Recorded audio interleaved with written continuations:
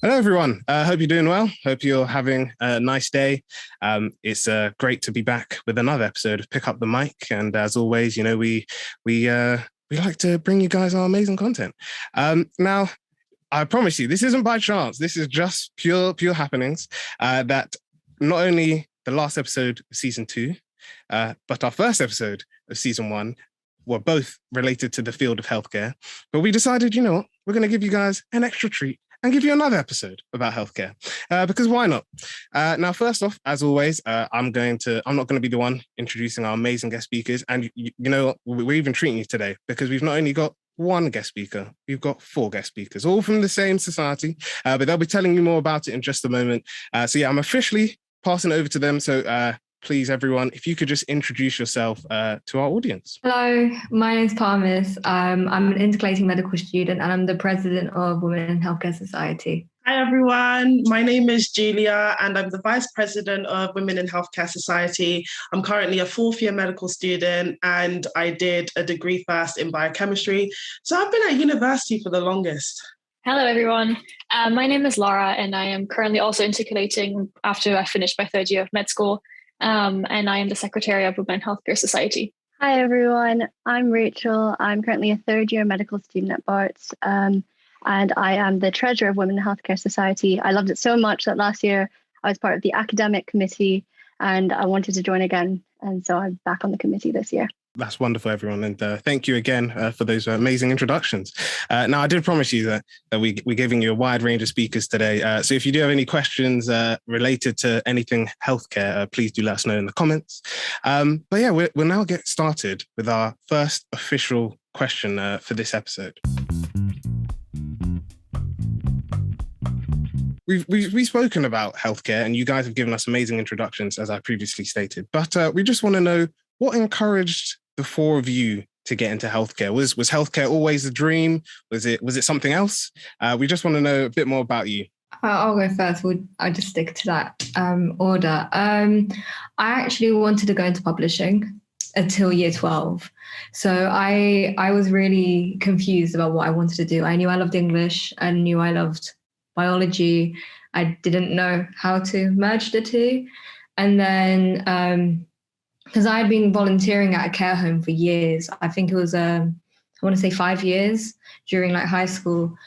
And my form tutor in 6th form said to me, you know, you'd be a decent doctor. And I was like, you can't just say that to me 2 weeks before like the UCAS application, like the UCAS, application, like the medical school entrance exams. I'm like, it opens in 2 weeks. You can't do that to me. She was like, try it, see how it goes. And alas, we're here on a whim. I don't regret it. I loved every moment of it. I actually deferred my entry before I came. So I took a gap year out, even with the offer. So I could actually like be sure I want to do this. So I did other stuff in that gap year and was like, okay, no, this is what I want to do. And now I'm happy. I'm taking another year out to do another thing. Can't commit to one thing, but yeah, that was my journey into medicine and today. I absolutely love that, Parmis, because obviously I can relate a little bit. So my journey into, you know, just getting into healthcare wasn't as straightforward as some others might be. But before even getting into the field, I was actually stuck between doing healthcare and engineering for a lot of year 12, so the first year of sixth form in college. And then I think what pushed me towards healthcare was the fact that me and physics had a love-hate relationship and it pushed more to hate and we weren't seeing eye to eye. So I decided, okay, let's go for healthcare, do the normal application process. And then the grades that I needed to get into medical school, I was 2 marks off. So being 2 marks off that requirement, I got rejected, thought my life was over. And then I decided to do biochemistry, and it's literally the best thing that I've been able to do because not only did it allow me to live life, travel and all of that jazz, it gave me that extra time to be like, do I really want to get into healthcare? Because healthcare is different. It really is a vocation. I know that's cheesy, but I mean, that's what I think of it. And then, yeah, now I'm here. I've been at university for like 6-7 years now. So I keep saying by the time I graduate, they need to give me a medal. But yeah, that's my journey. Yeah, so my journey was quite a bit different again because I'm originally from Germany, so I was in school in Germany, and I remember I had some interest in midwifery, but I never thought that I could go to med school. I don't know. For me as a kid, I wasn't like the best in school, and I was struggling a bit. And I ended up moving with my family to Switzerland and went to a different school here, and then I had my own personal experience where I ended up in the hospital for a week and had 2 surgeries. And I was a bit let down by healthcare. And for me, that kind of encouraged me to find out what actually was going on and how everything works in medicine and what they actually did during that surgery. And that kind of just went further into making sure that no one else would feel less let down by some healthcare workers. And I applied to med school and I made it in somehow. I'm still unsure how, but it's been really, really great. It's been 3 years that I've done now, and I absolutely loved it. Had my first actual clinical experience during COVID, but even that was just so good. I've definitely made the right choice. Yeah, for me, I think I've been quite fortunate that there are members of my family, my parents, they're both doctors. So growing up, medicine was always kind of a career that was in the back of my mind. But if anything, to be honest, I think seeing everything that my parents went through as doctors, that to me made me not want to do medicine for a lot of years, because it's obviously a very difficult career. It's a career that involves a lot of self-sacrifice. They're really long hours. Oftentimes it means you don't get to spend time with your friends. You have to make sacrifices, and it's just part of the job. So for a long time, I thought, okay, medicine's not for me. And then UCAS comes around, and I started thinking about where I want to be with my life in the next few years, or what I could really see myself doing. And I think for me, my parents were initially the reason that I didn't want to go into medicine, but ultimately they played a massive role in why I chose to go to medical school, because I could see no matter how late they came home and no matter how tired they were at the end of the day, they were so satisfied, so happy. And I could just see that they were so grateful to be able to be helping people in this way. And I knew for a career, I didn't want just any career that, there's so many amazing jobs out there, but I think what makes medicine really different is that you're able to challenge yourself, both personally and professionally, but also you're able to have this really tangible impact on other people. And it really is such a privilege to be able to help people when they're at their most vulnerable, when they most need help. And I'm so happy that I made the decision. Thank you, all of you. And I think it's great to see that you all have your own personal stories with healthcare. No one went into it, with the same story. You all had different experiences, different things. And I think that's really key. And that's also, for anyone listening, I guess it clearly shows that, no one is the same person, whether you're doing the same job as someone else or you work studying the same subjects, you all have your own individual story. And it's great to see from the four of you, I guess, how healthcare basically has been a part of your story. Now, we're going to go on to our next question. And also with our next question comes our mic check. So if anyone who doesn't know, our mic check is our newly added segment where we talk about some interesting facts related to the topic. And now, obviously, we're talking today about healthcare, but we're specifically looking about the support available for women within the healthcare industry. Now, there's this very interesting article that's on the Lord's Library. It's a part of a group of parliamentary papers that comes out every I'd say year or so. Now this one was published in July 2021, and it basically was looking at about how women are treated within the healthcare industry. And the title of it, which I think is very, very important, is there a gender health gap? Now, it said that this can happen in many forms, whether it's disease or health outcomes, but it said a study found by researchers from the University College London said that there are many areas, within healthcare that women experience poorer outcomes to their male counterparts. So that study by UCL found that women make fewer visits to the GP, receive less health monitoring, and take more potentially harmful medication. Another study found that in the US, emergency departments, women who are in acute pain are less likely to be given opioid painkillers than men. Women also have to wait longer to receive painkillers when they're described. And in addition, another study found that women are half as likely to receive painkillers after surgery. Now, taking all of this information into account, I'd like to ask the four of you, why is it important for there to be opportunities for women in healthcare, whether this is opportunities of representation, whether this is opportunities of leadership? Why is it important for there to be these opportunities in the first place? Listen, I have literally just changed our university curriculum to make sure we have these conversations happening. Like, me and a friend of mine, who's a friend of all of ours, who's in our committee as well, has been helping me do this.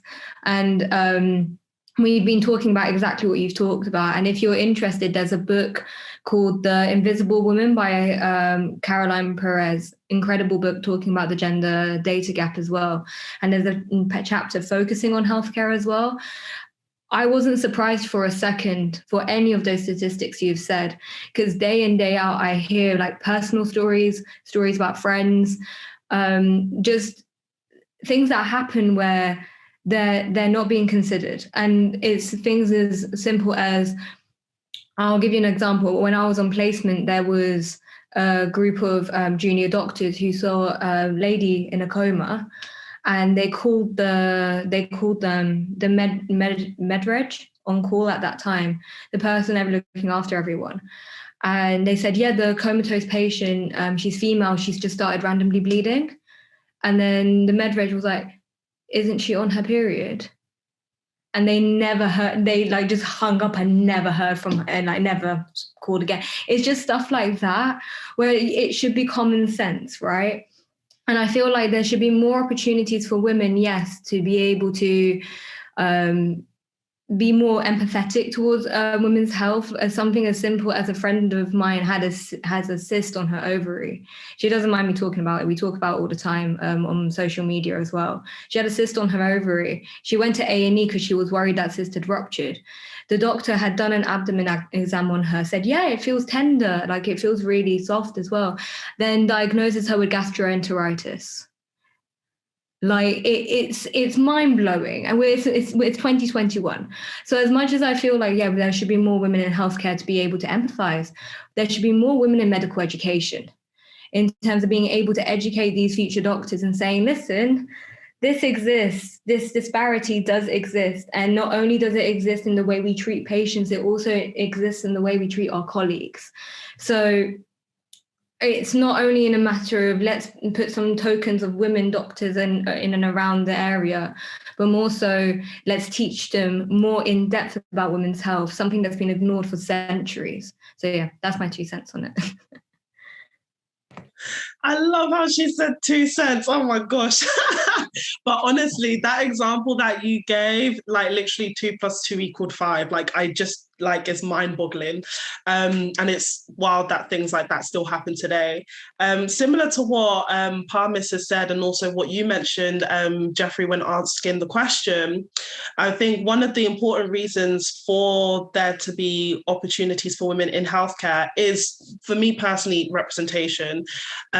Having a diverse workforce that represents the users, because healthcare is a service. So having a workforce that is representative of who is going to be using the service ensures that we are tackling all of the issues that may appear. And I think lockdown has emphasized the disparity when it comes to healthcare in terms of race. We all know the ridiculous statistics when it comes to Black maternal health, and also just maternal health in people of color. And so ensuring that we have a workforce that represents people of these groups, that these alarming statistics exist, it ensures that their voices are being heard, and also being advocated on behalf in situations where patients can't directly be in those settings, for example, policy making and things like that.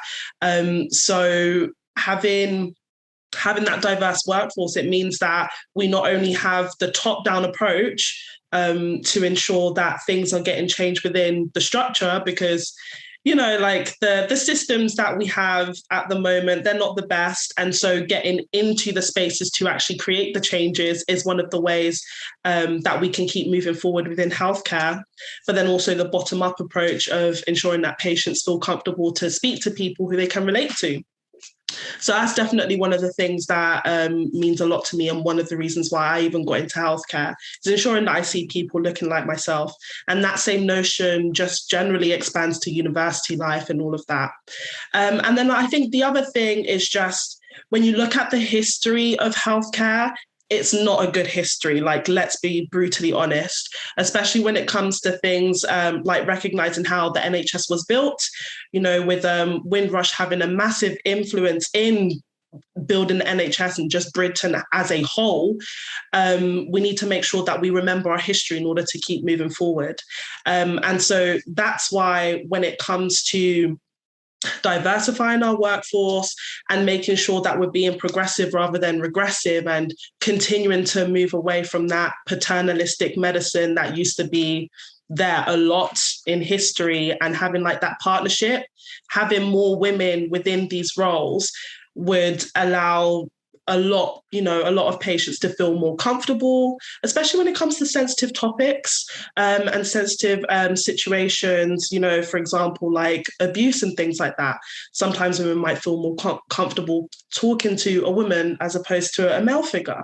And that isn't to say that the male figure can't do their job. It's just to create that source of comfort and, make them feel at ease. So that's my little soliloquy on why it's super important for women to be in the healthcare space. For me, when I was listening to all of you guys just speak, I just was reminded of a talk we had recently about period pains in women, and how still to this day, like a lot of girls, a lot of women don't actually realize that a lot of times the pains they may experience, which can be really, really severe, aren't necessarily normal. And a lot of the times this doesn't get flagged or investigated because doctors still dismiss girls and women a lot of the times when it comes to this. And when you as a girl who just started having your periods, I don't know, at like 13, 14, 15, and you're supposed to talk to a doctor about this, you may already feel really uncomfortable about this, and you may feel a lot more comfortable talking with a woman about it already. So having that there, having that resource and that opportunity for those girls to actually speak to someone who's female as well and may actually understand it a bit more, what they're going through, is really, really vital to have. I know for myself, I didn't really want to talk to a guy about this when I was growing up. And then just coupled with also the fact that still to this day, there's a lot of research lacking about women's health. And we know that women might present differently when it comes to cardiac symptoms. So like a woman having a heart attack may present very differently to a man having a heart attack.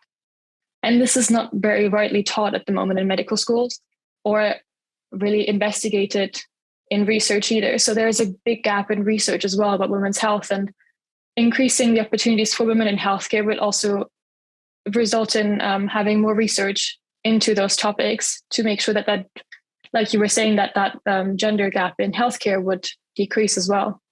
Yeah, I completely agree with everything that you guys have said. Honestly, echo everything. I think opportunities for women in healthcare is important, not just for patients, but also for the staff. So when we think about the NHS, 3/4 of women, 3/4 of the staff workforce are women, and yet we still only make up a minority of senior or managerial roles, which is not acceptable. I think this having representation is just so important, ensuring that we're breaking down things like stigma around parental leave, around the gender pay gap, around sexual harassment, which are still massive issues within the NHS and within healthcare, are so important.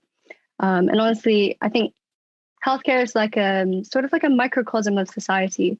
And like you guys have said, I think just when patients can see themselves in the people who are treating them, the people who are helping them, that can make such a difference to their experience, especially when they're going through such a scary moment of their lives. And I think for me, that's why I'm so proud of the mentorship program that we've built as a society. So basically what we've done is this is something that we did last year, and what we've done is try to match students within our university with working female professionals who can be mentors for them. And this is actually something that I've also taken part in. And I know, speaking to other people who've taken part in this mentorship program, it really is such a valuable experience, being able to speak to someone who's been in your shoes before, being able to see yourself represented in other people and other doctors. It makes really such a big difference, and part of the reason why I love being part of our society. Thank you, everyone, for all your answers. And yeah, I'm gonna try and break down a response for each of you as much as I can. But I think in general, like you all said, representation as a whole is definitely key. We've said it. We say it on the podcast most of the episodes that having that diverse range, it's that understanding of each person is different, but also cultures are different. Now, I raised it literally in the last episode of the idea that wording or like the way that like a man or a woman might talk about certain issues is different in each culture.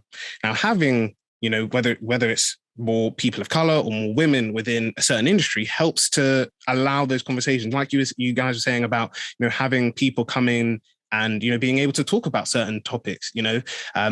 As a man, I know one of the things that he's not here today, but Samuel is a part of the team, and he's a big advocate when it comes to mental health, and he works in the mental health industry.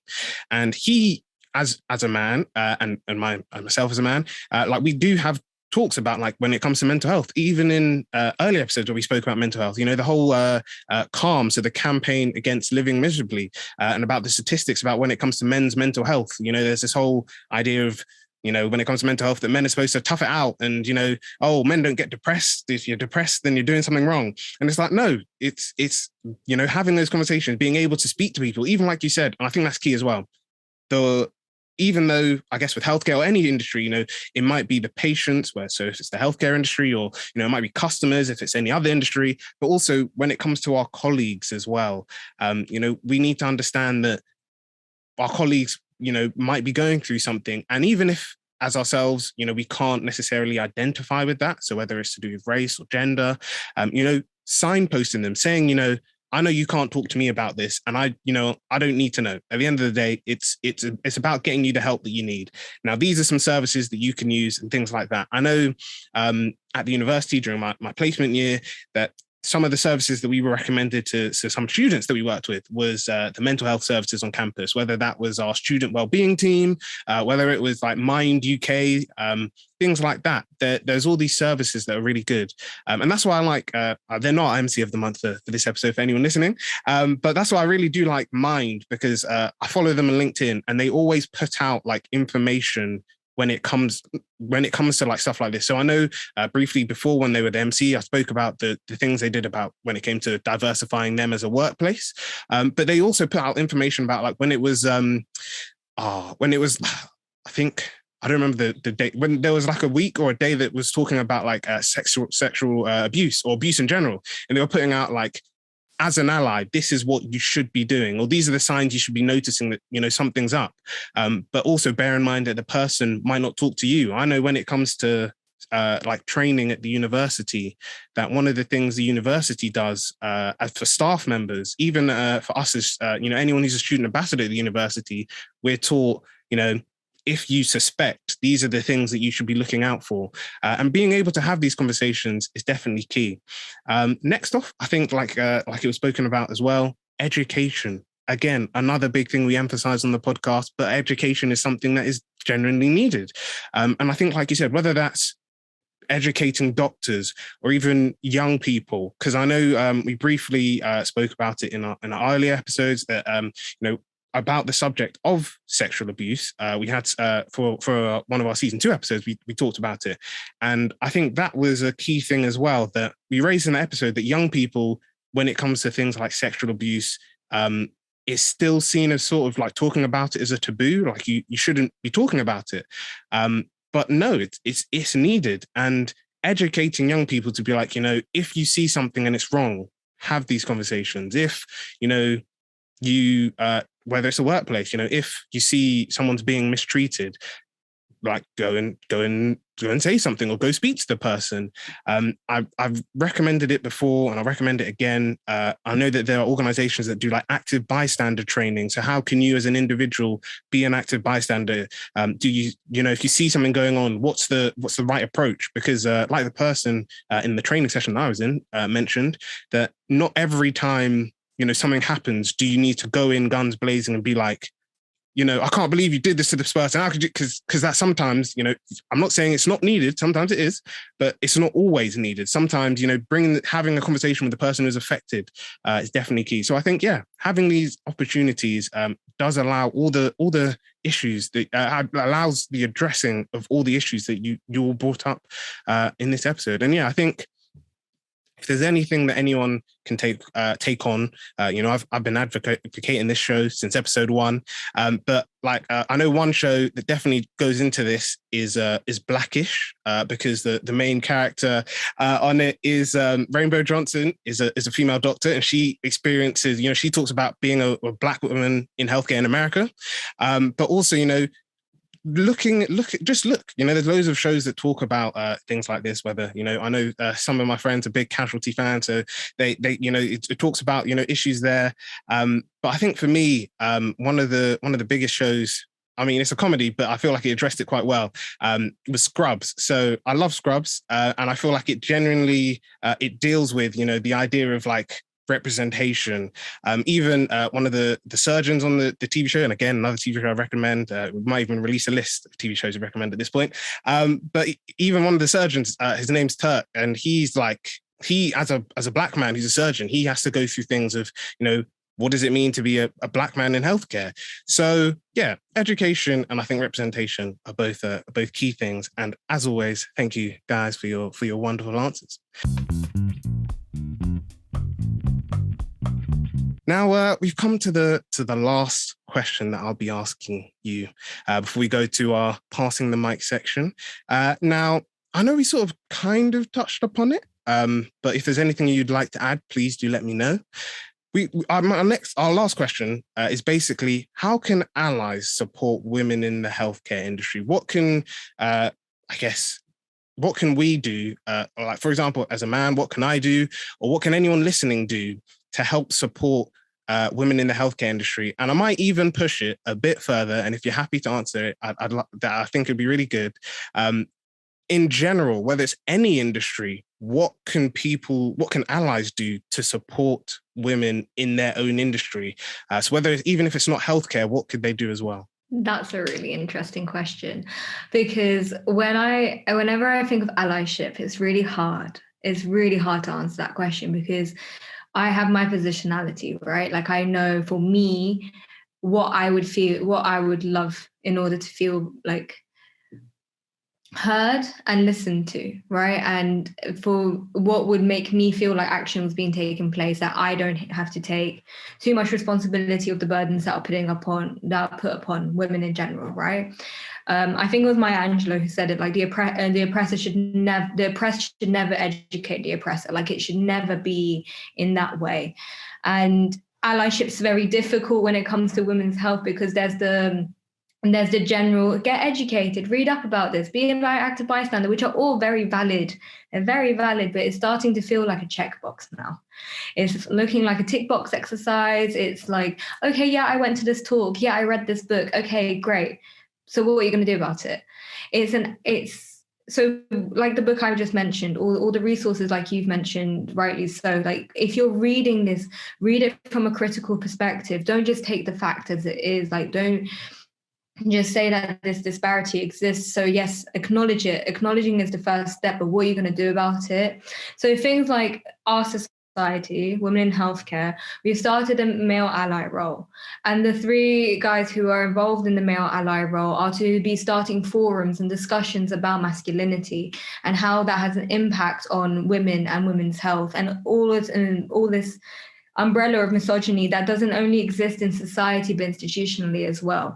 If you see any forums like that, or there's the Good Lad initiative that I think some universities do, which talk about not only their internalized misogyny but also male vulnerability and how that ties in with toxic masculinity. I think generationally we've got men who have had constant emotional trauma of having to withstand a certain sort of position and sort of a certain stance in terms of these topics. They've always been our pioneers, the people going forward. But in reality, they always say behind a strong man has been a stronger woman. I think I can like copyright my own quote there.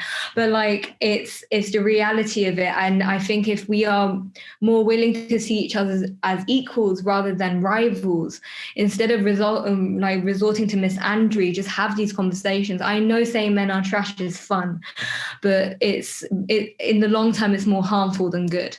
So it's stuff like that where it's having that open conversation about stuff. Instead of thinking a period pains talk is just for women, go along. So one day when you're a GP and a 14-year-old says, I can't leave bed from my period pains, you don't just think she has like a stomach bug, you actually send her for that ultrasound. It's stuff like that. And it sounds like the bare minimum because it is. And when we have people, if we have people in medical education talking about these sort of stuff instead of societies at universities hosting these events, that's when the real change will happen in healthcare. Now, when it comes outside of healthcare in a bigger scope of things, as to the day we have a police force that is inherently misogynistic, we will have a society that's inherently misogynistic. From the day we have a government that is inherently misogynistic, we will have a society that's inherently misogynistic.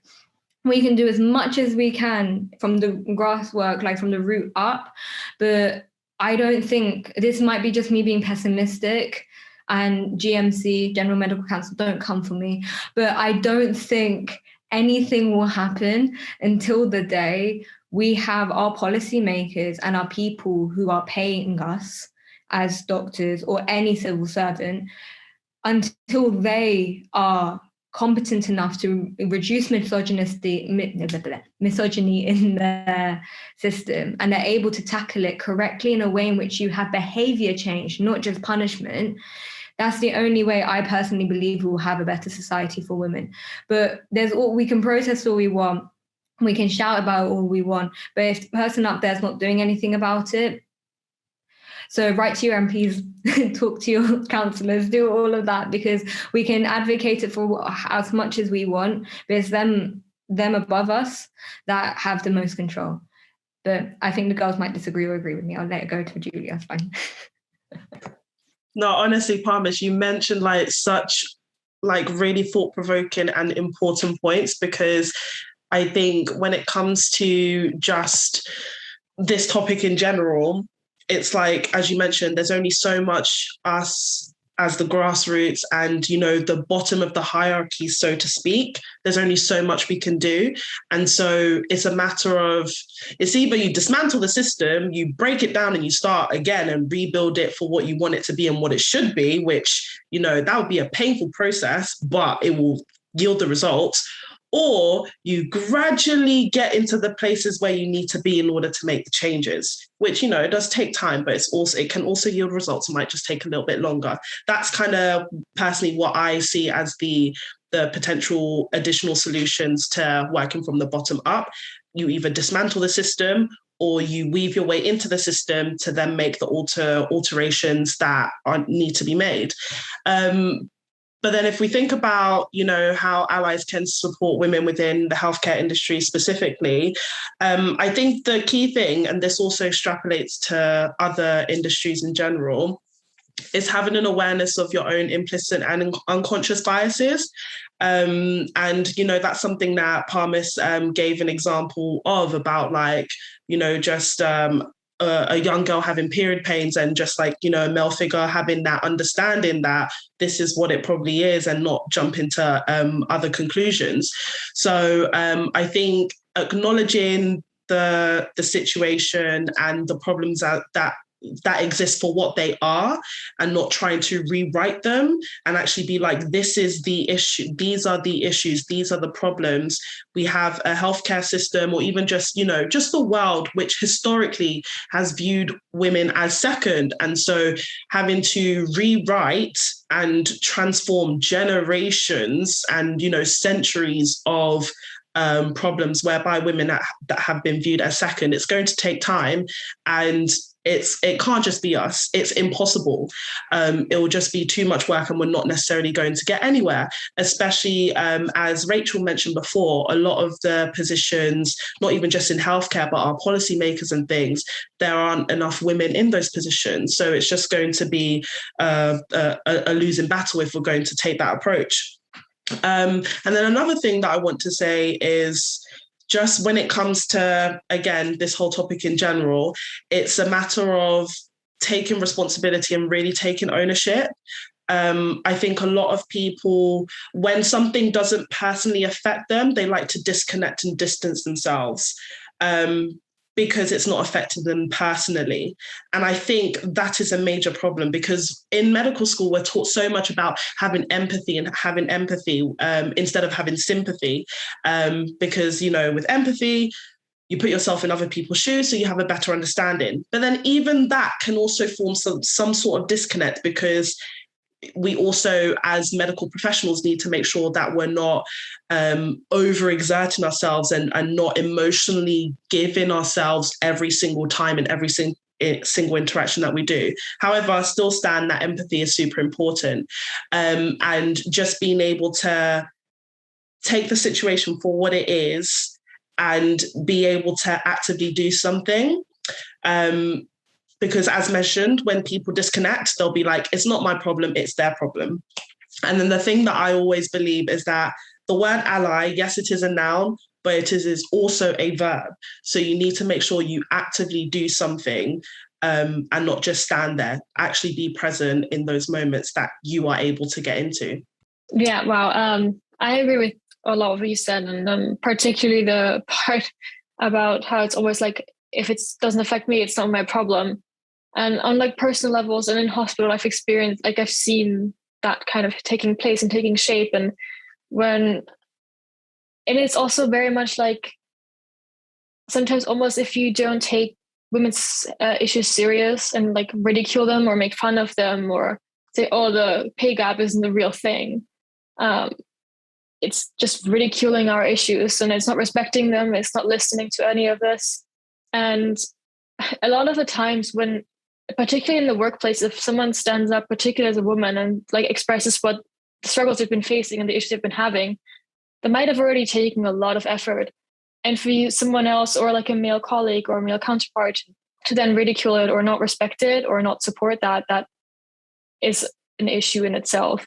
So I think as an ally, one of the most important things is to listen, to respect what everyone's saying and what the other person's telling you, and to try to support whenever you can. And that doesn't mean you're supposed to fix it for them. That means asking them how they can help. How can you help someone? Respecting if they don't want your help. Just listen and respect them. It's actually quite simple, and it can go a really, really far way. And you can make a lot of friends that way as well in your workplace and in life in general. And it's small things like that can actually make a massive, massive difference. And if you start small, like, you will end up hopefully making your way up. And that's also where you can potentially help tackle the issue from the bottom up. Yeah, I completely agree, Lara. I think listening is just such a good first step to anything. And especially when we're thinking about what it means to be an ally, sometimes that means giving a platform to the people who need it the most. I think one thing I was thinking of is that oftentimes when you have women in control, compared to men are seen, if they're in power, then they're seen as confident. Women are seen as bossy. And I think even little things like that make such a difference. And so being an ally means recognizing the biases that you might have. It means being aware of these double standards that are in place and being willing to not just acknowledge them, but take action and try and change them and improve them. And I think it's just such a big issue nowadays. And particularly one thing I want to highlight, I think, is women who have intersecting identities. So that's women who also have other identities, whether that's their religion, their ethnicity and race, whether they have a disability, their wealth, anything like that. When you are compounded and when you have these factors compounded and you're not just a woman, but you have multiple intersections in your identity, these issues can be so much worse and much more exacerbated. So I think allyship is not just about supporting women, but also supporting the diverse group of women that we have, and recognizing that women are all completely unique. We're all completely unique in our own ways. And there's no really one right way to tackle this issue, but it's about acknowledging our unique differences and thinking about how we can go from there. Yeah, thank you again for all your wonderful answers. And again, as promised, I will try to get to answer every section that you guys have said. And starting off with Parmis, I agree with you. I think with I think I like to think of us as the generation that like to say the word woke too many times. Now, the reason why I say that, for anyone listening and watching, is I feel like I said it in the previous episode, and it's literally the same here, that Macklemore, one of his songs, I don't remember the title of, I think it's called White Privilege, but in that song, he says this line, and it's always stuck with me. He said that as a society, we're more afraid with being called racist than we are with dealing with racism. And I think that that's completely true, whether that's with sexism or ageism or anything. We're more afraid with, being called out than actually, dealing with the issue. And I completely agree with you that there is this tendency to be even like we discussed it in our colorism episode when it came to like cancel culture. It's the same thing, a person says something that's either sexist or racist. And it's just like, yeah, they're cancelled. And then they're just like, yeah, I spoke to people of that, whether it's, if they're racist, I spoke to people of that race. And, I've now I've now educated myself and I've now learned things. And I get what you're saying. I feel like it's now become more of a script. Like at first, yeah, okay, you might not, if you grew up, in a majority white area, you might not necessarily know these things. But I think that, like you were saying, that it's we're past the stage where, everyone's now saying, I wasn't educated enough. I didn't know this. Like we live in a world where literally I could look up how the population of London and in one keyboard type. And I'm pretty sure, like you said, there are books, there are TED Talks, there are YouTube talks. There are so many things that talk about these issues of whether it's sexism or racism or ageism or anything that individuals can get this information from. So yes, I definitely agree with you that there is a tendency for people to start making these things as a checklist. So, I attended a Black Lives Matter protest. Even that in itself, like there were people, especially in America, that only came to make it a photo opportunity. And it's like what we were saying before, that, it's becoming a checklist, and it shouldn't be. And I completely agree with that. Giulia, I completely agree with the idea of there needs to be a change. And when you were saying it, it literally reminded me of this quote that one of my lecturers, she always includes this in our environmental science lectures.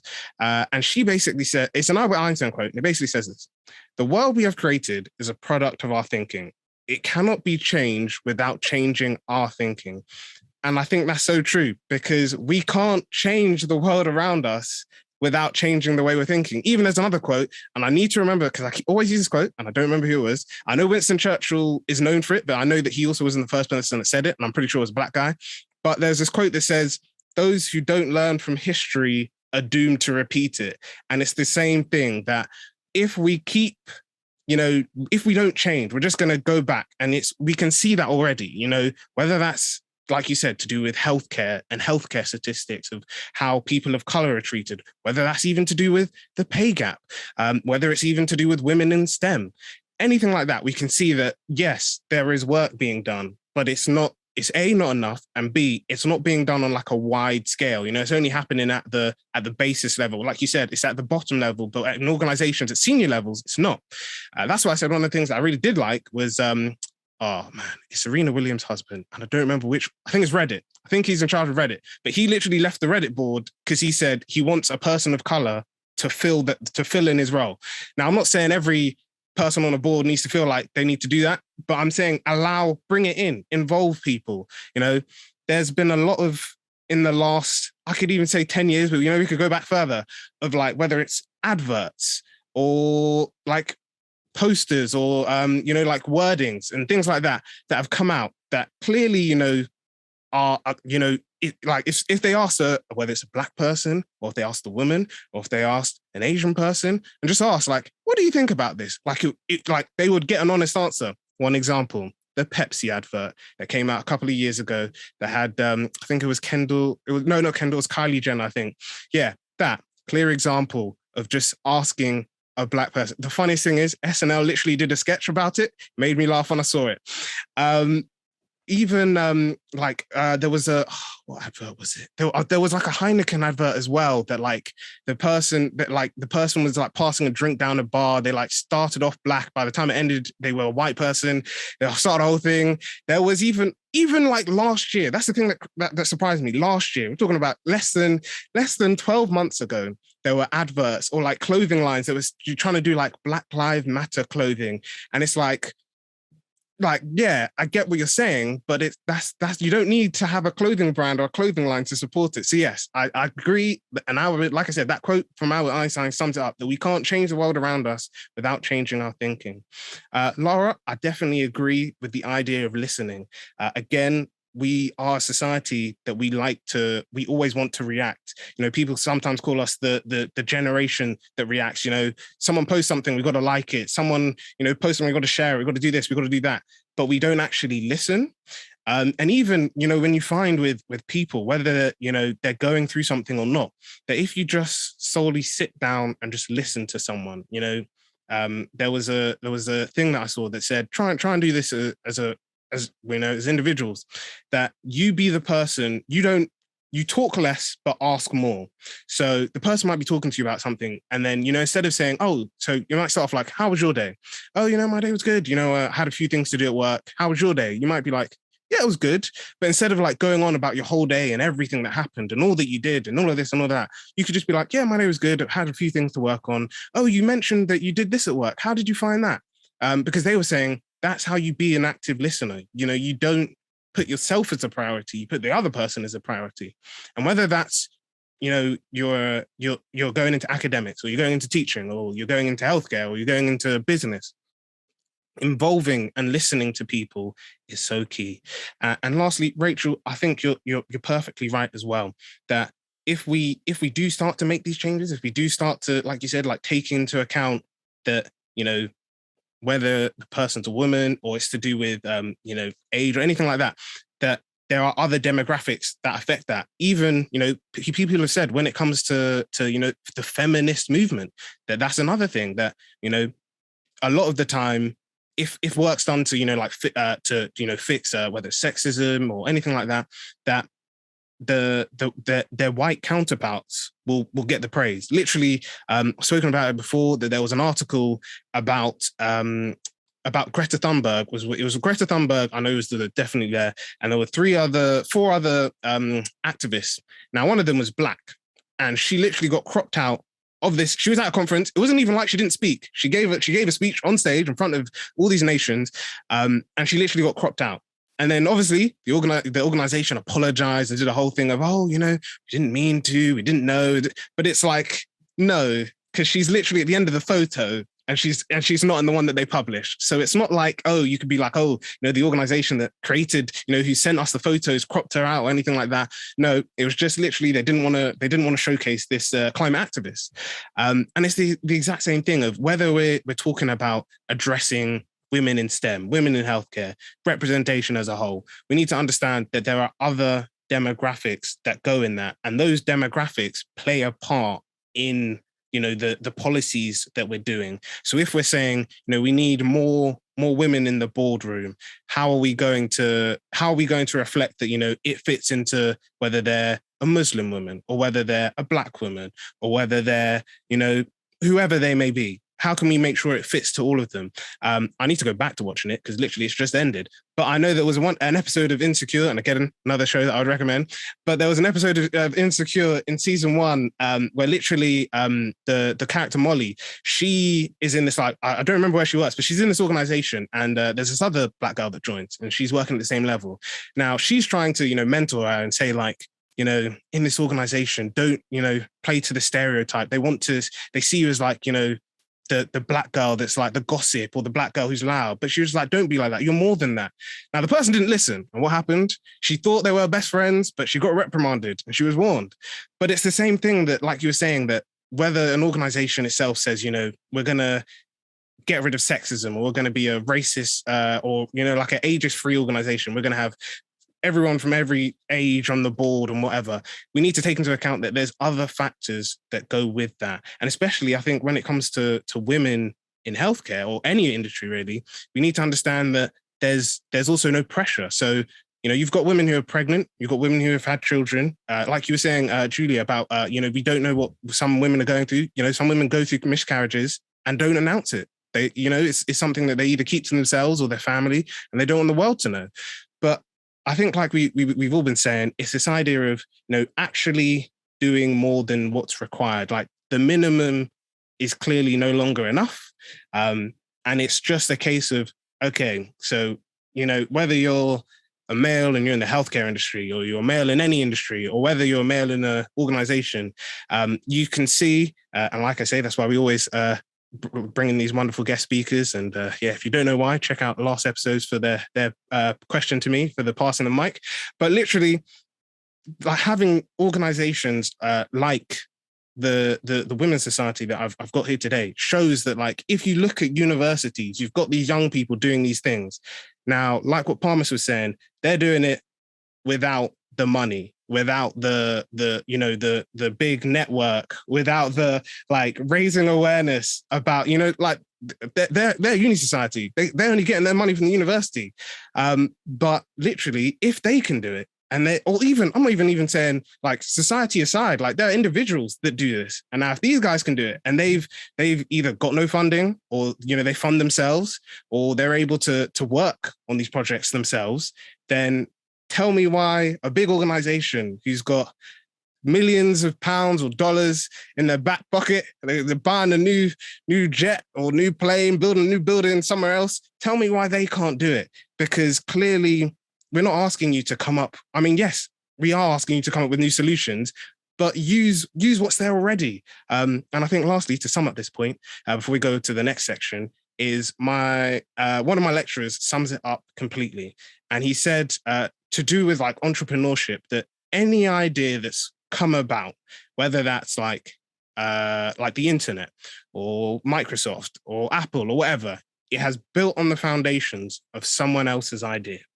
Now, if you're an organization and you're listening, please check out this society and other societies like it, because you can just build up on the foundations. And I'm sure these guys, you've heard them today, they're very nice people. So there's no pressure. You can go speak to them, send them an email. You'll get their email at the end, so don't worry if you haven't heard it yet.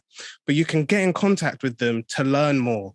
And on that perfect note, we're now going to go on to passing the mic.